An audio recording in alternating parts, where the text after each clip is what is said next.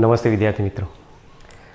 Last video લેક્ચરમાં આપણે જુઓ એક પોઈન્ટ ભણી ગયા હેનરીનો નિયમ, જેમાં હેનરીના નિયમમાં આપણી પાસે સૂત્ર આ રીતે આવ્યું હતું, PA is equal to KH into કાઈ A. જો અહીંયાથી આ હેનરી અચળાંકને દૂર કરી દેવામાં આવે તો આપણી પાસે જે રિલેશન આવે છે આ રીતે છે, PA ઇઝ પ્રપોઝનલ ટુ કાઈ A તરીકે દર્શાવે છે, જેને આપણે હેનરીના નિયમ તરીકે સમજાયેલો છે. જેમાં હેનરીના નિયમમાં આપણને એમાં શું કીધું હતું કે જો બાષ્પ કલામાં આપેલો હોય વાયુ, બરાબર, કે જો બાષ્પ કલા ધરાવતો હોય તો તે વાયુનું આંશિક દબાણ એ દ્રાવણમાં દ્રાવ્ય થયેલા વાયુના મોલ અંશના સમપ્રમાણમાં હોય છે. ત્યાં સુધી આપણે લાસ્ટ લેક્ચરમાં આ વસ્તુ જોઈ ગઈ. હવે જુઓ, આ થિયરીમાં મેં છેલ્લે એક પોઈન્ટ બાકી રાખ્યો તો હેનરીના નિયમની ઉપયોગિતા, એપ્લિકેશન્સ, એના અનુપ્રયોગો, અલગ અલગ પ્રકારના એપ્લિકેશન્સ, અલગ અલગ પ્રકારના એના અનુપ્રયોગો આપણને સમજાવેલા છે. હવે શું કહેવા માંગે છે એને સમજવાનો ટ્રાય કરીએ. બરાબર, આપણો જે ટોપિક છે એ એપ્લિકેશન્સ છે,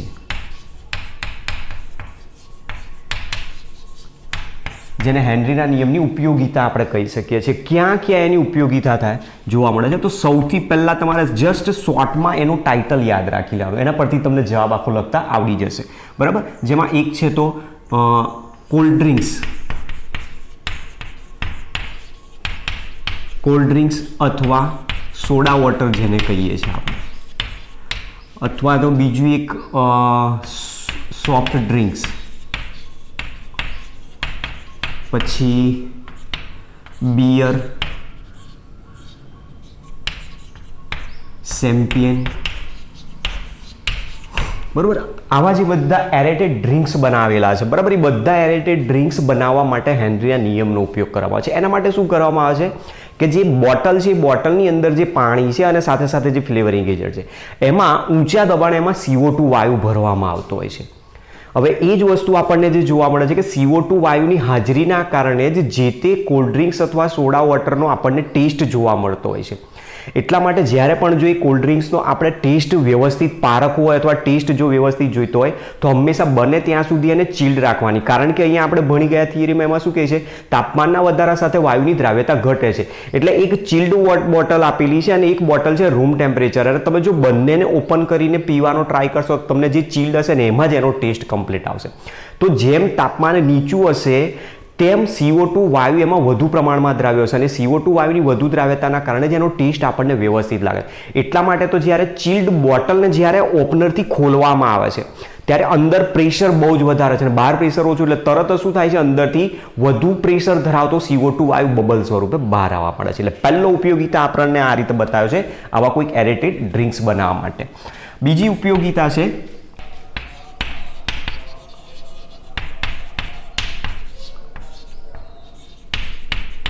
સ્ક્યુબા ડ્રાઈવર્સ અથવા જેને આપણે બીજું કહીએ છીએ મરજીવા. બરાબર, જે દરિયામાં ડૂબકી મારે છે એ મરજીવાઓની વાત કરેલી છે. હવે સામાન્ય રીતે તમે જુઓ કે જે સ્ક્યુબા ડ્રાઈવર્સ જોવા મળે છે એ લોકો જ્યારે દરિયામાં ડૂબકી મારે છે એ કોઈ પણ રીઝનથી, બરાબર, મોતી કાઢવા જતા અથવા તો કોઈક જળચર પ્રાણીઓને પકડવા જતા અથવા કોઈક વસ્તુની ખોદકામ કરવા, શોધકામ માટે જતા હોય, ત્યારે મોટા ભાગે એ એક પ્રકારે સિલિન્ડર ઉપર ડિપેન્ડેડ હોય છે, સિલિન્ડરમાં ભરેલા વાયુ ઉપર ડિપેન્ડેડ હોય છે અને ત્યાંથી ઓક્સિજનનો સપ્લાય મેળવતા હોય છે. ત્યારે હેનરીનો નિયમ તો આપણને શું કહે છે, હેનરીનો નિયમ એવું કહે છે કે દબાણના વધારા સાથે વાયુઓની દ્રાવ્યતા વધે છે. કારણ કે અહીંયા એ જ લખેલું છે, જુઓ, દબાણના વધારા સાથે વાયુની દ્રાવ્યતા વધે છે. અને એના કારણે શું જોવા મળે છે કે જે સિલિન્ડર હોય છે એ સિલિન્ડરની અંદર ઊંચા દબાણે વાયુ ભરેલો હોય છે કે જેમાં નાઇટ્રોજન અને ઓક્સિજનની દ્રાવ્યતા જોવા મળતી હોય છે. હવે એ જ્યારે શ્વાસોશ્વાસની ક્રિયા કરે છે, જ્યારે પોતે ઓક્સિજન લે છે ત્યારે થાય છે શું કે ઓક્સિજન અને નાઇટ્રોજન બંને એના શરીરમાં જાય છે શ્વાસની ક્રિયા દ્વારા. શરીરમાં ગયા પછી એમાં રહેલો ઓક્સિજન પોતે એ હિમોગ્લોબિન સાથે ભળી જાય છે. ઓક્સિજન હિમોગ્લોબિન સાથે ભળી જાય છે. સાથે સાથે એ ઓક્સિજન જે હિમોગ્લોબિન સાથે ભળી જાય છે એ એક પ્રકારની આપણી શરીરની ચયાપચયની ક્રિયામાં મદદરૂપ બનતો હોય છે. અને જે નાઇટ્રોજન રહ્યો છે એ નાઇટ્રોજન ગેસ એની ઊંચી દ્રાવ્યતા, વધુ પડતી એની વધારે દ્રાવ્યતા અને હાઈ પ્રેશરના કારણે એ શરીરની અંદર રહેલા જે બીજા બ્લડ ફ્લુઇડ્સ છે એની સાથે દ્રાવ્ય થયેલો રહેતો હોય છે. પછી હવે ઘટના એવી બને છે કે શરીરની અંદર ઓક્સિજન હિમોગ્લોબિન સાથે જતો રહ્યો, કેટલાક બ્લડ ફ્લુઇડ સાથે ઓક્સિજન અને નાઇટ્રોજન પણ મિક્સ થાય છે, ત્યારે એ દરમિયાન શરીરની અંદરથી જ્યારે સ્ક્યુબા ડ્રાઈવર સપાટી ઉપર આવે છે, પાણીની સપાટી ઉપર આવે છે, એ દરમિયાન શું થાય છે, એ જે દ્રાવ્ય થયેલો નાઇટ્રોજન છે એ બબલ સ્વરૂપે બહાર આવતો જાય છે. એ બબલ સ્વરૂપે બહાર આવે છે, એના કારણે શું થાય છે, એના શરીરની આજુબાજુ ફરી વળે છે. ત્યારે એ દરમિયાન ઘટના એવી જોવા મળે છે કે આ જે બબલ સ્વરૂપે જે નાઇટ્રોજન બહાર આવે છે, એ નાઇટ્રોજન એના શરીરના જે ટિશ્યુઝ છે, જે પેશીઓ છે, એ પેશીઓને એને ઇફેક્ટ કરતી હોય છે. અને એ જે ઘટના આપેલી છે, એ ઘટનાનું નામ છે એનોક્સિયા. અને એ જે ઘટના આપેલી છે, એ ઘટનાનું નામ છે, અને આપણને એ જે ઘટના આપેલી છે, એ ઘટનાનું નામ છે બેન્ડ્સ તરીકે જેને ઓળખવામાં આવે છે. બેન્ડ્સ અથવા તો ડીકમ્પ્રેશન સિકનેસ પણ જેને કહેવામાં આવે છે.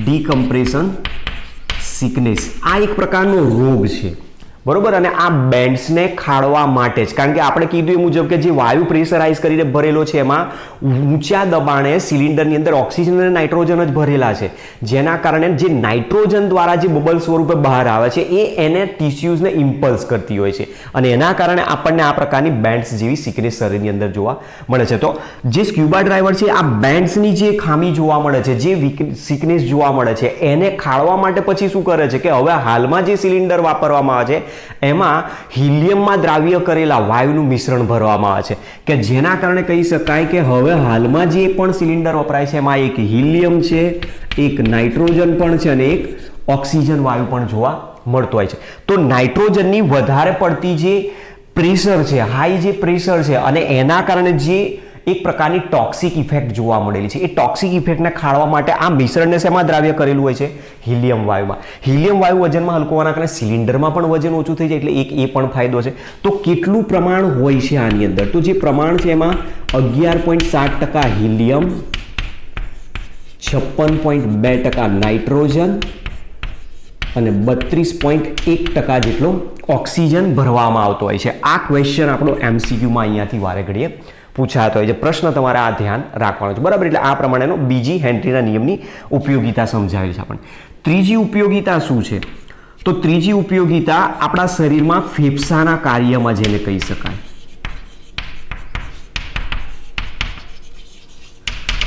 આપણે શ્વાસોશ્વાસની ક્રિયા દ્વારા જે પણ ઓક્સિજન શરીરમાં જાય છે, એ ઓક્સિજન ક્યાં જાય છે? ફેફસામાં. ફેફસામાં જઈને એ શેમાં ભળે છે? બ્લડ્સમાં, આપણા હિમોગ્લોબિનમાં મિક્સ થાય છે, અને હિમોગ્લોબિનમાં ભેગો થયા બાદ એ ઓક્સી હિમોગ્લોબિન સંયોજન બનાવે છે.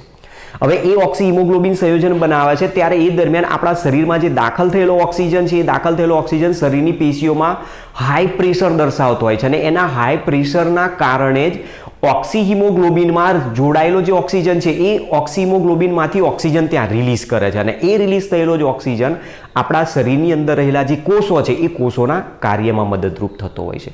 તો એક આ ઉપયોગિતા પણ આપેલી છે. અને એની જે ચોથી ઉપયોગિતા છે, એ ચોથી ઉપયોગિતા આપણને શું સમજાવે છે? તો એના માટે તમારે શબ્દ યાદ રાખવાનો છે, માઉન્ટેન ક્લાઇમ્બર્સ. બરોબર. જે પર્વતારોહક, જે પર્વતો ઉપર ચઢવાનો જે પ્રયત્ન કરતા હોય છે, અથવા જે પર્વતોના પર્વતીય વિસ્તારમાં રહેતા હોય છે, એમના વિશેની વાત કરી છે. હવે ત્યાં ઘટના શું બને છે કે જે પૃથ્વીની સપાટી છે, એ પૃથ્વીની સપાટીથી જેમ જેમ ઊંચાઈ તરફ જતા જઈએ, એમ ઓક્સિજનનું પાર્શિયલ પ્રેશર, આંશિક દબાણ ઘટતું જાય. ઓક્સિજનનું આંશિક દબાણ ઘટતું જતું હોવાના કારણે જે ઊંચાણવાળા વિસ્તાર ઉપર જે રહે છે, અથવા જે પર્વતારોહણનું કાર્ય કરે છે, એ લોકો શું કરે છે કે જ્યારે ઉપર જાય છે ધીમે ધીમે, ત્યારે શ્વાસોશ્વાસની ક્રિયામાં જે દાખલ થતો ઓક્સિજન છે, એનું દબાણ ઘટતું જાય છે, અને ઘટતા દબાણના કારણે એમને શ્વાસ લેવામાં તકલીફ પડે છે. સાથે સાથે એના કારણે શું થાય છે કે એની સીધી જ ઇફેક્ટ એમની નર્વસ સિસ્ટમ ઉપર જતી હોય, અને એ સીધી નર્વસ સિસ્ટમ ઉપર અસર થતી હોવાના કારણે એમની વિચાર શક્તિમાં એની અસર જોવા મળે છે, જેના કારણે એમની વિચારવાની શક્તિ થોડીક વીક થઈ જાય છે. અને એ જે ઘટના છે એનું નામ છે એનોક્સિયા. બરોબર, એટલે તમારે બે શબ્દો અહીંયા આવે છે, એક બેન્ડ્સ જે સ્ક્યુબા ડ્રાઈવર્સ માટે યુઝ કરેલો છે અને બીજો જે માઉન્ટેન ક્લાઇમ્બર્સ જે હાઈ ઓલ્ટિટ્યુડ મતલબ કે હાઈ એલ્ટી ઉપર રહે છે એ લોકોના શરીરમાં આ વસ્તુ જોવા મળે કે આપણે જ્યારે કોઈ પણ નોર્મલ વ્યક્તિ સાથે વાતચીત કરીએ તો આપણે જેવું એને કંઈક પૂછીએ એને તરત સામેથી રિપ્લાય આપી દે છે. જ્યારે આ લોકો જે એવા વ્યક્તિઓ છે કે જેને તમે એક વખત વાતચીત કરશો તો થોડાક સેકન્ડ સુધી પહેલા આપણી વાતને પહેલા સમજશે અને પછી એનો રિપ્લાય આપવા કરે છે. તો એ જે ઘટના છે એ શું કહેવાય, એમની જે થિંકિંગ કેપેસિટી છે એના ઉપર અસર કરે છે. એનો મતલબ કે આને જ કહેવાય છે એક પ્રકારનો ડિસીઝ જેને એનોક્સિયા કહેવાય. સાથે સાથે એમના શરીરમાં બીજી એક પણ પ્રોબ્લેમ જોવા મળે કે જે એમનું શરીર હોય છે એમાં શરીરની જે આ સ્પાઇનલ છે આપણી કરોડરજ્જુ, એ સ્પાઇનલ તમે જોશો ને તો આમ થોડીક બેન્ડ થઈ ગયેલી જોવા મળતી હોય છે. એક આ પણ ઇફેક્ટ એના ઉપર કરે છે. તો આ પ્રમાણે આપણને હેનરીના નિયમની ઉપયોગિતા સમજાય. સાથે સાથે તમને જુઓ કે સામાન્ય બીજા બે પોઈન્ટ તમને સમજાવી દઉં કે અહીંયા જે સ્ક્યુબા ડ્રાઈવરની વાત કરેલી છે મુજબ કે સ્ક્યુબા ડ્રાઈવર જ્યારે પાણીની સપાટી ઉપર આવે છે ત્યારે જે નાઇટ્રોજન બબલ સ્વરૂપે રિલીઝ થાય છે એના શરીરની આજુબાજુ ફરી વળે છે. ત્યારે એ દરમિયાન એ નાઇટ્રોજન ત્યાં એક બીજું પણ કામ કરે છે. નાઇટ્રોજન એક ક્ષારણનો ગુણધર્મ દર્શાવે છે, જેના કારણે જે વ્યક્તિની આજુબાજુ પાણીમાં રહેલા જે સૂક્ષ્મજીવો જીવજંતુઓ છે એ જ્યારે સૂક્ષ્મજીવો એના ઉપર અટેક કરવાનો પ્રયત્ન કરે ત્યારે એ નાઇટ્રોજન જ એનું ક્ષારણ કરવાનો પ્રયત્ન કરતો હોય. તો એક રીતે એ ત્યાં પણ હેલ્પફુલ તો થઈ શકે. સાથે સાથે તમે જુઓ કે આપણે ઘરમાં અથવા બજારમાંથી જ્યારે ભૂખ લાગી હોય ત્યારે જનરલી શું કરીએ છીએ, આપણે પડીકા લાવીએ છીએ ફૂડના, બરાબર, ફૂડ પેકેટ્સ લાવીએ છીએ. ફૂડ પેકેટ્સની અંદર નાઇટ્રોજન વાયુ ભરેલો હોય છે. ત્યારે એની ઉપર ચોખ્ખું જ લખેલું હોય છે કે best before 4 month, best before 6 month. મતલબ કે એ તમે આટલા સમય સુધી જ ખાઈ શકો છો. એટલે જ્યારે પણ એવું ફૂડ પેકેટ્સ લાવીએ અને જો એમાં હવા ભરેલી ના હોય તો કોઈ દિવસ લેવાનું નહીં. એના પાછળનું રીઝન છે કે જ્યાં સુધી એમાં હવા ભરેલી છે, નાઇટ્રોજન જ્યાં સુધી એની સાથે છે, નાઇટ્રોજન એના ઉપર અટેક કરતા સૂક્ષ્મજીવોને પોતે ત્યાં એને પ્રોટેક્ટ કરે છે અને સૂક્ષ્મજીવોનું ક્ષારણ કરવાનું કામ. પણ હવે જો નાઇટ્રોજન જ ધીમે ધીમે નીકળી ગયું તો થશે શું, એ સીધું ફૂડ ઉપર અટેક કરશે. એના કારણે ફંગસ ઇન્ફેક્શન થશે અને ફંગસ ઇન્ફેક્શન થયેલો ખોરાક જ્યારે આપણે ખાઈએ ત્યારે પહેલી સીધી જ આપણને ગળામાં અસર થાય છે. એના કારણે આપણને ખાંસી ને ઉધરસનો પ્રોબ્લેમ થાય. તો એક આ રીઝન પણ ત્યાં આપણને આ રીતે જોવા મળી શકે છે. એટલે પ્રશ્ન તમને એવો પૂછે કે હેનરીનો નિયમ લખી તેની મર્યાદાઓ લખો અથવા હેનરીનો નિયમ લખી તેના ઉપયોગિતા જણાવો, તો માત્ર તમારે હેનરીના નિયમનું સ્ટેટમેન્ટ લખવાનું, બરાબર. કોઈ સૂત્ર દ્વારા પણ તમે લખવું હોય તો લખી શકો છો. સૂત્ર લખો અને સૂત્ર ઉપરથી એનું સ્ટેટમેન્ટ તમે લખી દો. એટલે હેનરીનો નિયમ લખાયો, ત્યાર પછી એની ઉપયોગિતા છે ઉપયોગિતા કર્યું. પણ પ્રશ્ન જો તમને એવું પૂછે કે વાયુમય દ્રાવ્યની પ્રવાહી દ્રાવકમાં દ્રાવ્યતા વિશેના હેનરીના નિયમની સમજૂતી આપો. જો આ રીતનો પ્રશ્ન પૂછે કે હેનરીના નિયમની સમજૂતી આપો, તેની ઉપયોગિતા લખો, તેની મર્યાદાઓ લખો, તો તમારે બધું ટીપટોપ પહેલેથી શરૂઆતથી અગાઉથી જ સમજાવવું પડશે, બરાબર. એટલે દબાણથી મતલબ દબાણની અસરથી તમારે શરૂઆત કરવાની છે. તો આ પ્રમાણેનો જે ટોપિક મેં તમને તો આ પ્રમાણેનો જે ટોપિક આપણે લાસ્ટ વિડીયો લેક્ચરમાં હેનરીના નિયમમાં બાકી રાખ્યો તો એ બધી એની એપ્લિકેશન્સ આપણને આ પ્રમાણેની સમજાવેલી છે, બરાબર. હવે હેનરીના નિયમના આધારિત દાખલાઓ પણ આપણને આપેલા છે. એ દાખલાઓને પણ સમજવાનો પ્રયત્ન કરીએ. દાખલા કઈ રીતે સોલ્વ થાય, કારણ કે આમાંના દાખલાઓ ક્યારેક એમસીક્યુમાં પણ પૂછે છે, તો ક્યારેક પોસિબલ છે કે થિયરી બેઝમાં પાર્ટ બીમાં પણ પૂછી શકે એવું છે, શક્યતાઓ છે. જોઈએ ચાલો દાખલાઓ કઈ રીતે સોલ્વ કરી શકીએ.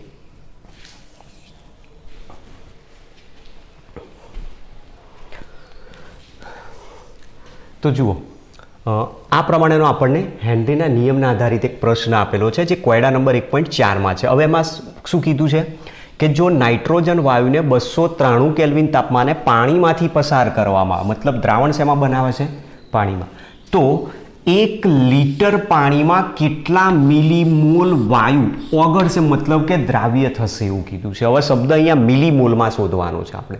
તો આપણે પહેલાં શું કરવાના, મોલ શોધી નાખવાના. મોલ ક્યાંથી મળશે, મોલ અંશ પરથી મળશે. મોલ અંશ ક્યાંથી મળશે, હેનરીના નિયમના સૂત્રમાંથી. એટલે ઉલટો તમારે વિચારવાનું છે, બરાબર. ધારો કે નાઇટ્રોજન વાયુ 0.987 બાર જેટલું આંશિક દબાણ સર્જે છે અને નાઇટ્રોજન વાયુ માટે હેનરી અચળાંકનું મૂલ્ય આપેલું છે 76.48 કિલો બાર જેટલું છે, બરાબર. બંનેમાં ધ્યાન રાખજો. અહીંયા બારમાં છે, અહીંયા કિલો બારમાં, એટલે આને આપણે બારમાં કન્વર્ટ કરીને જવા. તો મતલબ મારે અહીંયા શોધવાના છે મિલીમોલ. તો મિલીમોલ શોધવા માટે મારે પહેલાં શું શોધવા પડશે, મોલ શોધવા પડશે. મોલ ક્યાંથી મળશે, મોલ અંશમાંથી. અને મોલ અંશ આપણે અહીંયા કયા અર્થમાં લીધી છે, હેનરીના નિયમમાં દ્રાવ્યતાના અર્થમાં લીધી છે. તો આપણને ક્યાંથી મળશે, PA is equal to KH into કાઈએ સૂત્ર ઉપરથી મળી જાય. ક્લિયર. તો આપણી પાસે જુઓ KH ની વેલ્યુ હેનરી અચળાંકનું મૂલ્ય આપી દીધું છે, પાર્શિયલ પ્રેશર આપણને આપી દીધું છે, તો કાઈએ મળી જશે. તો કાઈએ શોધીને એમાંથી જ પછી મોલ શોધીએ અને મોલ ઉપરથી મિલીમોલ શોધીએ. તો જુઓ કઈ રીતે છે દાખલો સમજવાનો પ્રયત્ન કરીએ. અહીં નાઇટ્રોજનનું આંશિક દબાણ, હવે આંશિક દબાણ નાઇટ્રોજન વાયુ માટે છે એટલે હું અહીંયા જનરલી બતાવીશ partial pressure of nitrogen gas is equal two 0.987 બાર અને નાઇટ્રોજન માટે હેનરી અચળાંક આપેલો છે આપણને KH, બરાબર, KH of nitrogen is equal two છે 76.48 કિલો બાર. એને આપણે કન્વર્ટ કરી દઈએ બારમાં એટલે 76480 બાર જેટલી વેલ્યુ થશે, બરાબર. કિલો બારમાં છે એટલે 1000 વડે તમે એને ગુણી નાખો અને 10 નીચે જશે એટલે 100 છે તો કેન્સલ થઈ જાય એટલે 1 મીંડું ત્યાં વધી જશે. હવે આના ઉપરથી આપણે શું શોધી નાખીએ, કાઈ ઓફ N2 કેટલા થાય, એની પાણીમાં દ્રાવ્યતા કેટલી છે એ પહેલા શોધી નાખીએ. ધેરફોર હેનરીના નિયમ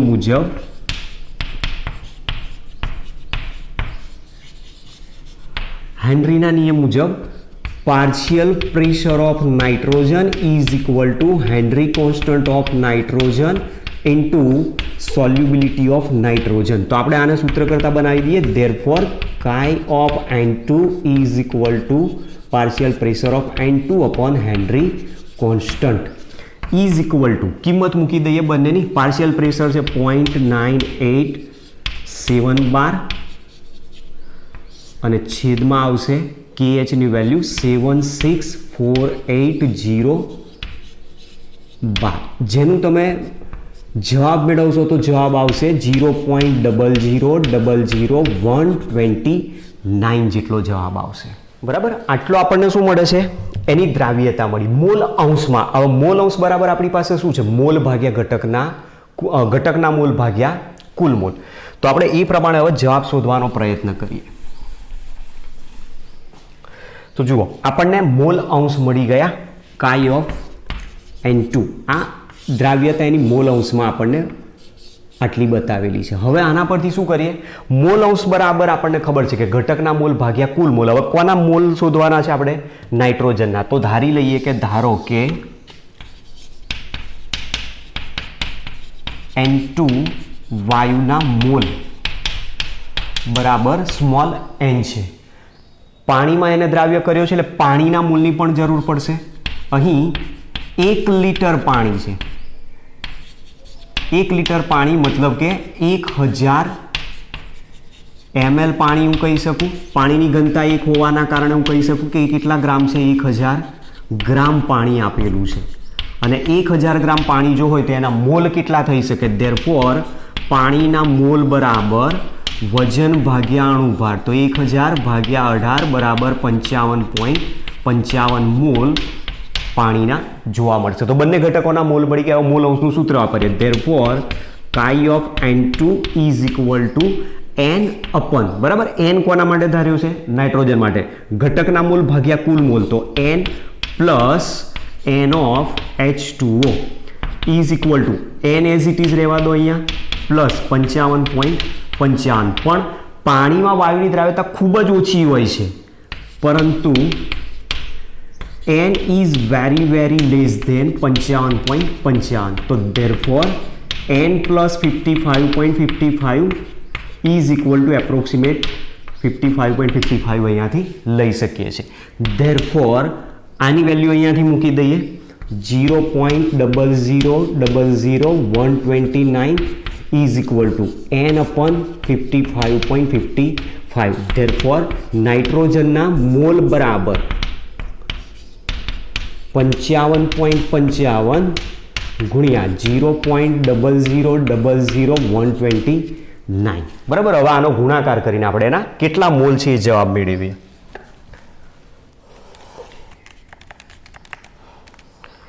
જેનો જવાબ આવે છે 0.000716 મોલ છે, બરાબર. એને મિલીમોલમાં આપણે કન્વર્ટ કરવાના છે. મિલીમોલમાં કન્વર્ટ કરીશું તો ધેરફોર n બરાબર 0.716 મિલી મોલ N2 દ્રાવ્ય થયેલો આપણને જોવા મળશે. તો પાણીમાં નાઇટ્રોજન વાયુની દ્રાવ્યતા આપણને મિલીમોલમાં કેટલી મળશે? 0.716 જેટલી મળશે. તો આ પ્રમાણેનો એક એક્ઝામ્પલ આપેલો છે. હવે આ જ એક્ઝામ્પલ પોસિબલ છે કે તમને અહીંયા નાઇટ્રોજન લઈને આપેલો છે, એની જગ્યાએ કાર્બન ડાયોક્સાઇડ પણ કરી શકે છે, H2S ગેસ પણ કરી શકે છે, ચેન્જ કરી શકે છે. એટલે દાખલાને ટ્વિસ્ટ કરવો હોય તો આ જ એક મેથડ છે. અથવા પોસિબલ છે કે અહીંયા આ રકમો જે આપેલી છે એને ડેટાને ચેન્જ કરીને પણ દાખલો પૂછી શકે છે. બરાબર, તો આ પ્રમાણેનો એક્ઝામ્પલ છે. લખો.